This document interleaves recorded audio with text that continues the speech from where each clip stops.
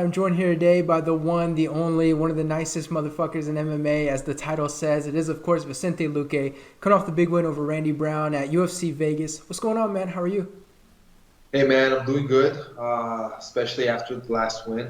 Feeling great, got some rest, and this week got back to training. So overall, I feel really good. For sure, man. We're glad to hear that. Where are you currently in the world? I assume you're back in Brazil? Yeah, I'm back in Brazil here with my family. This year, I've been most of the time over here. I had my two camps over here. So, I just felt like it makes sense right now with everything that is going on, be near my family, be here in Brazil. I have great training here at Cerrado MMA, so I feel really good over here. And so, how do you decide on a normal basis, like which country you're going to sort of spend most of that time with? Is it about family, training camp? Like, we've got the United States. I assume you can go to Chile whenever you want as well. Like, how do you know which country to pick? Obviously, you mentioned this time for Brazil. It's not like I don't have a rule for it, so it's whatever I'm feeling at the moment. And mostly, usually, it's not for reasons like this time. Usually it's mostly about training. So it's different to train over here and to train in Florida. I have like different training partners. In Florida, I have a lot of high competition where I can test myself really well. So, when I feel that I need that kind of test, I need to go over there and get some work with the guys, work with Henry. That's when I decide that I have to go to Florida. But most of the time, I'm back here in Brazil. At the same time, Henry and my coach Daniel here from Brazil, they're always in touch with each other. So it doesn't matter if I'm there or here. Both of them know what I'm doing. They know what I need to work. So if Henry feels that I need to improve something, he'll let my coach over here know, and we'll do the adjustments. Or if I need to, I'll go to Florida and get some work over there. So it's something that I don't have a rule to when I'm gonna go there or when I'm gonna stay here. Go feeling. I talk to my coaches. I see what makes more sense, and that's when I take a decision. And so a little bit of a silly question, but I know I myself, like I switch countries a little bit too between France and the United States. What do you do phone number wise? Like I assume it gets complicated, right? What do you do for your phone number?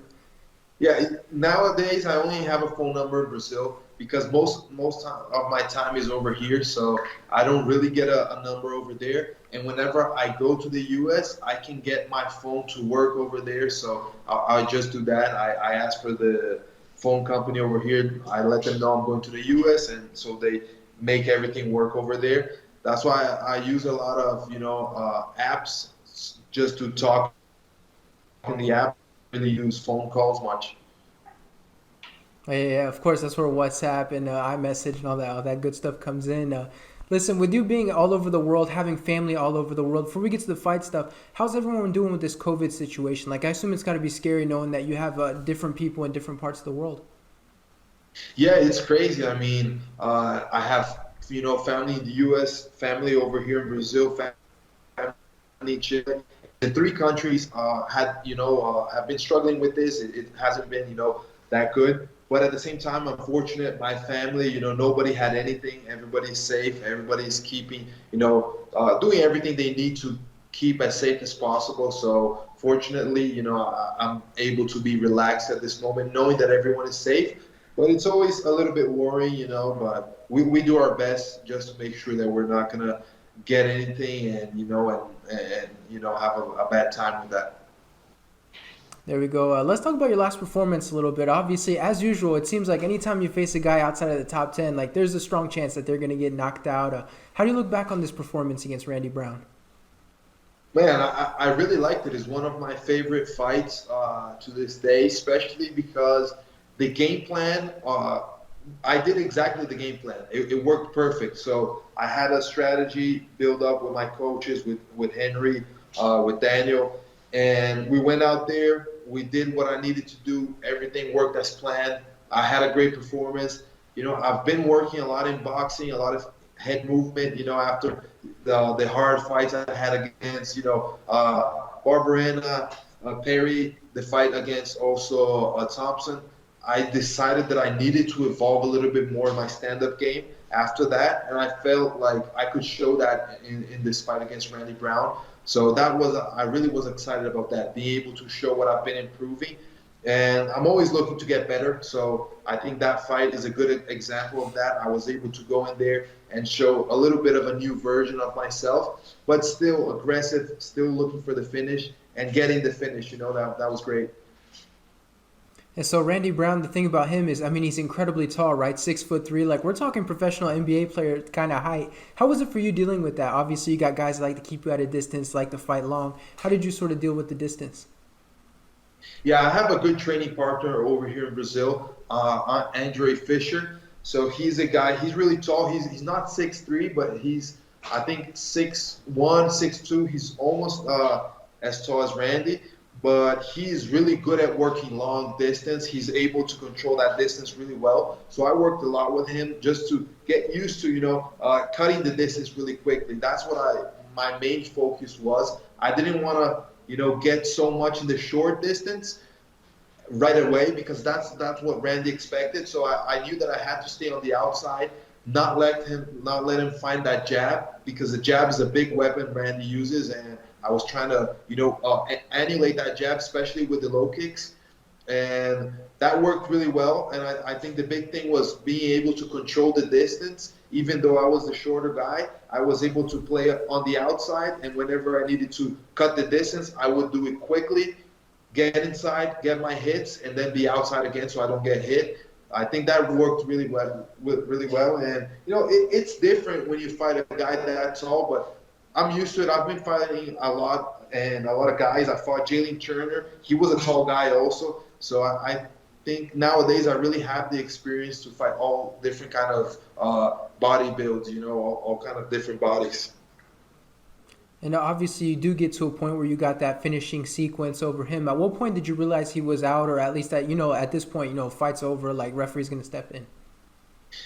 Well, once I connected the knee, I knew that I had to do a heavy ground and pound because in my mind the time was gonna finish.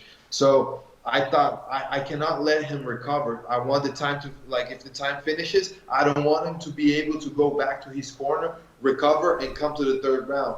So I felt like I had to do it, the ground and pound as hard as I could at that moment so that I finished the fight. But I thought the time was going to finish. It didn't. I was able to finish it like maybe 5 seconds left. And yeah, it worked out. I didn't know that the referee was going to step in. I was just trying, to put him out and not let him recover after that.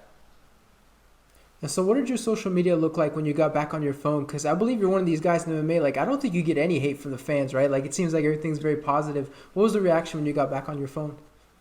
Yeah, I'm fortunate, man. Everybody's super positive, and whenever they're talking about me, and I think it's just my fighting style that's really pleasing to all the fans. People like to watch me, fighting.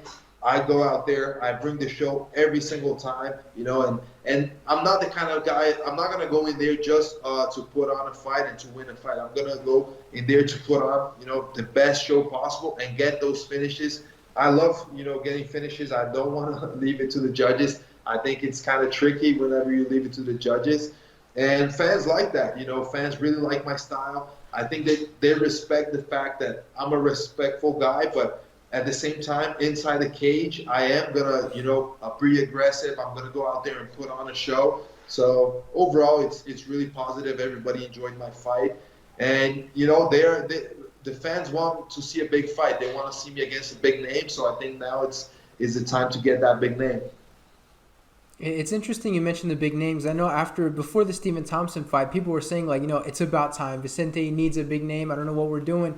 After the Stephen Thompson fight, though, it seems like they sort of put you back in that, fighting up-and-coming guys and stuff. Well, what's going on there? Like, did you feel like that was the right decision? Because obviously the performances are good, but does it really help your career going forward, sort of trying to get these title shots? I definitely wanted to fight somebody inside the top 15. Right after Wonder Boy, I was looking for somebody in the top 15. But, it didn't work out. It's not that easy for me to get fights. I think my style is a style where people know that it's not going to be an easy fight. Even though Right. If they beat me, it's going to be tough. They're going to take a while to recover and to get back in there. So it's not going to be an easy fight. It's hard for me to get fights at this point, So I think guys that are outside of the rankings and want to go into the rankings, they look at me and they say, maybe it's worth the risk. they'll go in there, try to beat me, and it's worth, getting a win over me and trying to get ranked. But when we're talking about guys inside the rankings, I think that they're looking at me and they look at me as a guy that is not really worth it for them because it's a high risk and maybe not in the past it wasn't that much of a reward. But right now I'm sitting, I think, at number 10 in the rankings. I think now I start to, bring value to these guys. So I believe now it's the time. I think guys are going to be interested in fighting me, even though I'm a risk. Now I have some kind of reward for them. And I hope they want to. I want to face these top guys. I'm always asking for them. I let the UFC know, and the UFC knows I'm always ready. No matter, if it's short notice, if it's a long time, tough opponents, whoever it is. Maybe it's a guy that is signing in whenever I was going to fight Neil Magny. He wasn't able to make the fight. I got an opponent that week, and I took that fight. So the UFC knows I'm ready. I believe they want me to fight a top guy. So now we're going to work for that. We'll see. I believe it's going to work out, hopefully. And the big thing after the fight is we saw the funny pictures with you and Gilbert Burns. Like everyone's saying Gilbert Burns looks like a proud mom, a proud dad, and all that stuff. What's your friendship like with Gilbert Burns? It seems like he really is genuinely happy for you when you do well. Yeah, man. I mean, we're always happy for each other, and we're always pushing each other to go, all the way to the top. That we know that we have that capability. We know that we're going to be champions, and it's just great. It's great to train together, to motivate each other, to be there in each other's corners. I help him out a lot with the weight cut, and he helps me a lot with that as well, because that's a tough moment for every fighter. But having a guy that, he goes through that, so he knows what you need to mentally at that moment. He knows how to motivate you. So I think it's just, the perfect friendship. And, we're like more than teammates. We're really brothers, and brothers in arms, we could say. We'll go to war together, and it's great. Definitely, it's good to hear. I mean, it's so funny looking at these pictures because you guys really do see, like, there's like a good friendship there. We can see that. Listen, but with that being said, one last question for you, kind of a two-part question. I'm sure you've seen it coming. You've heard it a million times, but you're coming off 2 big knockouts, so now it's kind of your chance to, what do you want? So realistically, when do you think we'll see you fight again, and who do you want next? I do want to have my 3rd fight this year, so I think December would be perfect date. I don't know if it's going to be beginning, end of December, whenever it works out. I think it would be ideal timing for me to have a great camp. And opponent-wise, I said I want Nate Diaz. I don't know if it's going to happen. He only wants super fight.